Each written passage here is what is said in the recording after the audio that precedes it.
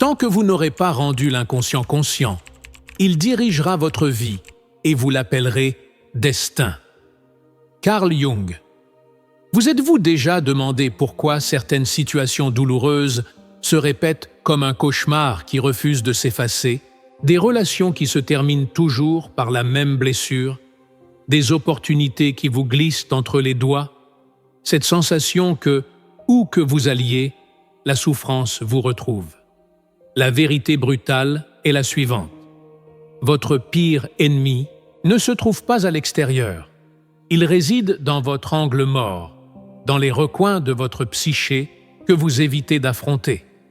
Jung appelait cela l'ombre, cette partie de nous que nous rejetons, mais qui contrôle bien plus que nous ne voulons l'admettre. Pensez à un schéma récurrent.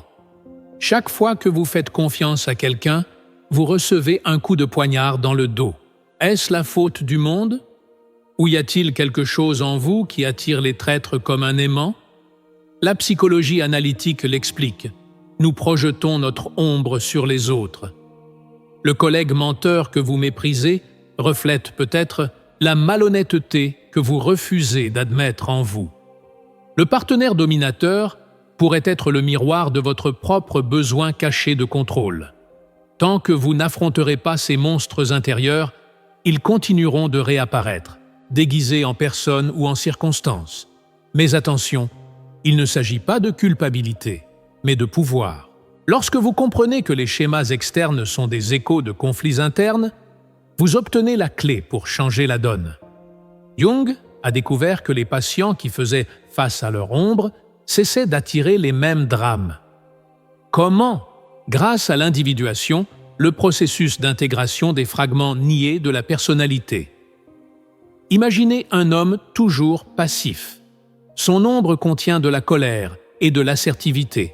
S'il ne reconnaît pas ces traits, il attirera soit des personnes agressives qui expriment ce qu'il réprime, soit il explosera à des moments inappropriés. Voici le paradoxe. Lorsqu'il accepte qu'il a aussi le droit d'être en colère, il cesse de souffrir aux mains des autres. L'énergie autrefois dépensée à nier cette partie peut désormais être utilisée avec sagesse. Voici le secret que personne ne révèle. Personne ne peut vous blesser là où vous êtes déjà guéri. Le patron cruel ne vous détruit que s'il touche une blessure d'inadéquation préexistante. L'ami qui disparaît ne vous fait mal que s'il résonne avec votre peur cachée de l'abandon. Ce n'est pas de la spiritualité bon marché, c'est de la neurologie pure. Les circuits neuronaux de la douleur émotionnelle activent les mêmes régions que la douleur physique.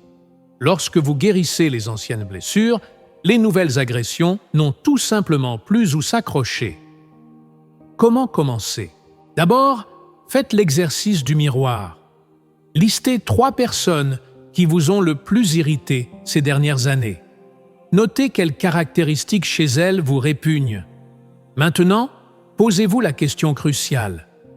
Où est-ce que vous agissez de la même manière, même de façon plus subtile? Le collègue arrogant pourrait révéler cette part de vous qui se sent supérieure dans certains domaines. La victime professionnelle reflète peut-être votre propre tendance à jouer les martyrs dans certains contextes. Cela fait mal, mais c'est libérateur. Parce que lorsque vous acceptez que ces traits sont aussi les vôtres, vous leur retirez leur pouvoir. Et voici la magie jungienne. En intégrant l'ombre, vous ne devenez pas pire, vous devenez plus complet. La colère bien canalisée se transforme en assertivité. L'arrogance devient une confiance authentique. La peur se mue en prudence éclairée. Et alors, le miracle se produit. Les situations qui vous détruisaient autrefois glissent sur vous, comme de l'eau sur un cuir imperméable. Non pas parce que le monde a changé, mais parce que vous avez enfin compris le jeu. Jung le savait. Personne ne peut vous blesser là où vous avez déjà fait la paix avec vous-même.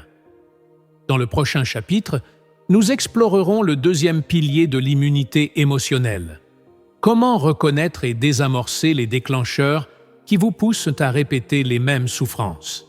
Il existe un mécanisme caché à l'œuvre dans votre psychisme, plus silencieux qu'une montre suisse et plus puissant qu'un tracteur. Jung les appelait des complexes, des amas d'émotions et de souvenirs, qui, lorsqu'ils sont activés, prennent le contrôle de votre comportement comme un virus s'empare d'un ordinateur.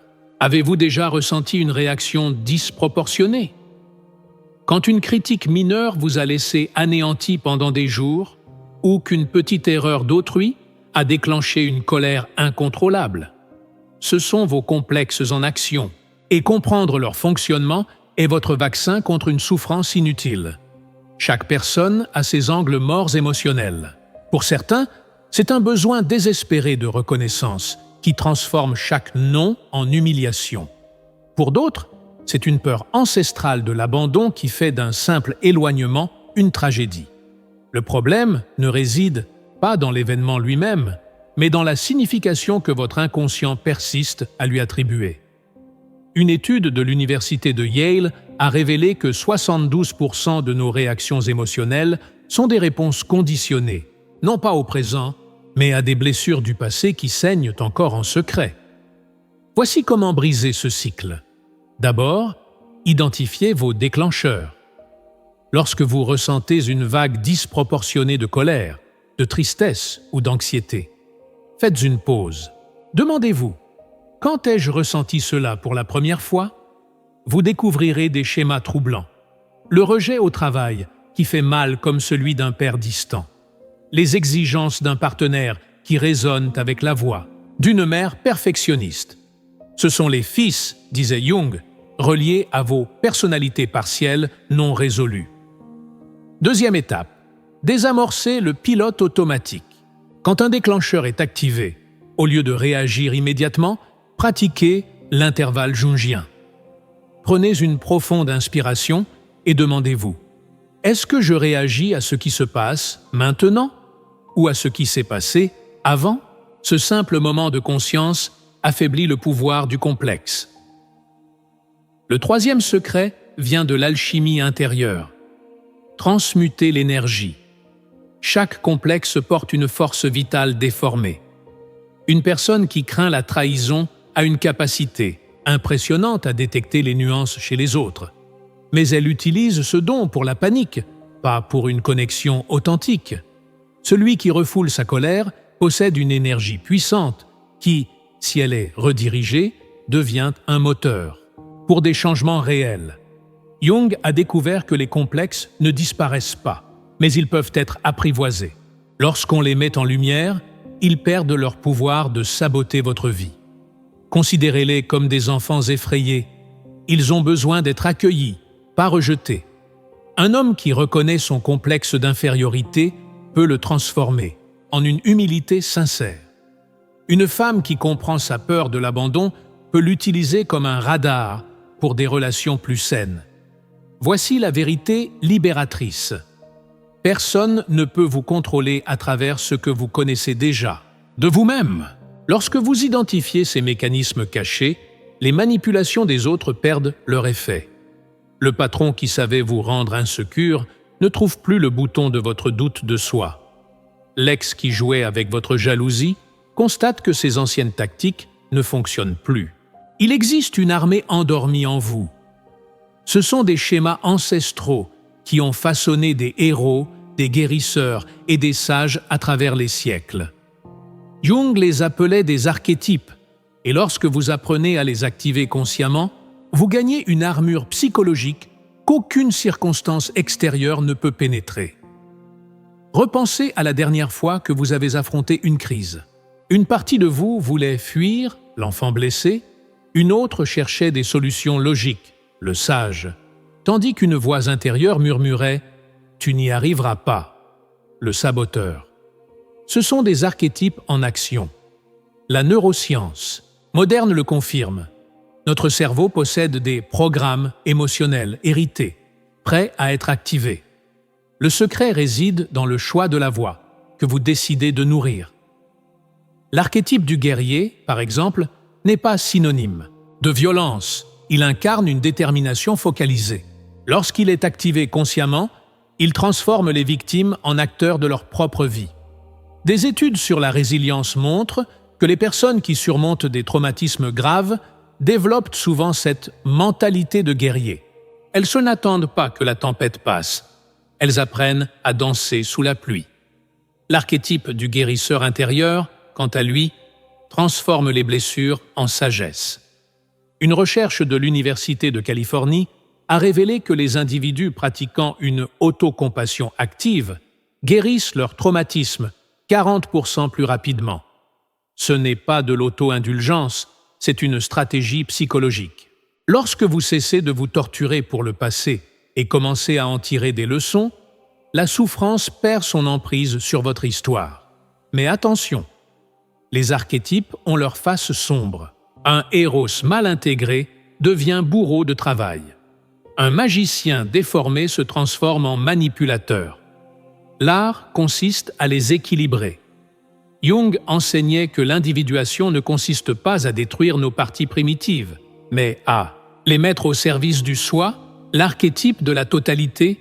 Comment faire concrètement? Commencez par le journal archétypique. Pendant une semaine, notez quel personnage intérieur domine votre journée. La matinée a-t-elle débuté avec le critique intérieur dictant ses règles? L'après-midi a-t-il été gouverné par l'explorateur curieux? La soirée s'est-elle terminée sous l'emprise de l'éternel adolescent qui repousse ses responsabilités? Ce recensement révèle qui dirige réellement votre psychisme.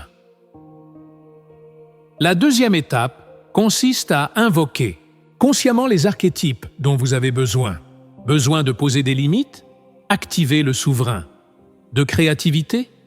Appelez l'artiste. De courage? Faites surgir le guerrier.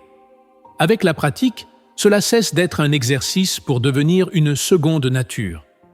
Voici l'astuce clé. Lorsque vous développez un répertoire archétypique riche, aucune personne ou situation ne peut vous définir. Le patron autoritaire ne trouve pas de subordonné à dominer. Le partenaire toxique ne rencontre pas de victime à manipuler. Vous devenez comme l'eau. Vous prenez la forme que vous choisissez, non celle qu'on vous impose. Nous arrivons au cœur de la question. Après avoir affronté l'ombre, désamorcé les complexes et activé les archétypes, il reste une dernière étape. Forger ce que Jung appelait le soi, le noyau indestructible de la personnalité. Ce n'est pas un concept mystique, mais une réalité psychologique prouvée. Les personnes qui développent cette centralité intérieure cessent d'être des marionnettes des circonstances. Elles deviennent comme un diamant. Rien ne peut les érafler profondément. Le soi n'est pas la perfection, mais l'intégrité. C'est l'acceptation paradoxale que nous sommes à la fois lumière et ténèbres, force et fragilité, raison et instinct. Des recherches de l'Institut de psychologie de Zurich montrent que les individus avec un haut degré d'intégration du soi présentent 58% de crises existentielles en moins, 72% de capacité accrue à s'adapter aux changements et 40% de probabilité réduite de développer des dépendances émotionnelles. Comment atteindre cet état? Premièrement, par le principe alchimique du juste milieu. Jung a observé que toute transformation profonde survient lorsque nous trouvons l'équilibre entre des opposés. Le trop rationnel doit embrasser son intuition. L'émotionnellement explosif doit cultiver la pondération. Il ne s'agit pas de supprimer des caractéristiques, mais de trouver le centre de gravité entre elles. Deuxièmement, par la pratique du symbole unificateur. Trouvez une image, un objet ou un concept qui représente votre totalité. Cela peut être un mandala, un animal totem, ou même une métaphore comme le chêne qui ploie sous la tempête mais ne rompt pas. Les neuroscientifiques expliquent que les symboles agissent comme des encres neuronales, aidant le cerveau à accéder à des états intégrés sous pression. Le troisième élément est l'engagement dans le processus. Contrairement aux promesses des gourous de l'auto-assistance rapide, l'individuation est un travail de toute une vie. Mais voici le secret. Chaque crise, chaque douleur, chaque défi devient une matière première pour cette construction. Ce qui était autrefois des blessures ouvertes se transforme en cicatrices, racontant votre histoire de survie. Et alors, survient le miracle quotidien. Vous réalisez que les situations qui vous détruisaient autrefois sont désormais affrontées, avec une sérénité inébranlable. Non pas parce que vous êtes devenu insensible, mais parce que vous avez développé ce que les anciens alchimistes appelaient le corps adamantin, une structure psychique qui transforme le plomb des expériences difficiles en or de la sagesse. Jung est mort en laissant un message clair. Nul n'a besoin d'être prisonnier de son passé, des attentes des autres ou des hasards de l'existence. Lorsque vous occupez le centre de votre propre univers psychologique, rien d'extérieur n'a le pouvoir de définir qui vous êtes. L'ironie suprême ? Plus vous vous connaissez et vous acceptez dans votre totalité, moins le monde peut vous blesser. Non pas parce que vous avez créé une armure, mais parce que vous avez dissous les points où les flèches pouvaient s'enfoncer. Tel est l'héritage jungien. La liberté ne vient pas du contrôle sur la vie, mais de la souveraineté sur soi-même.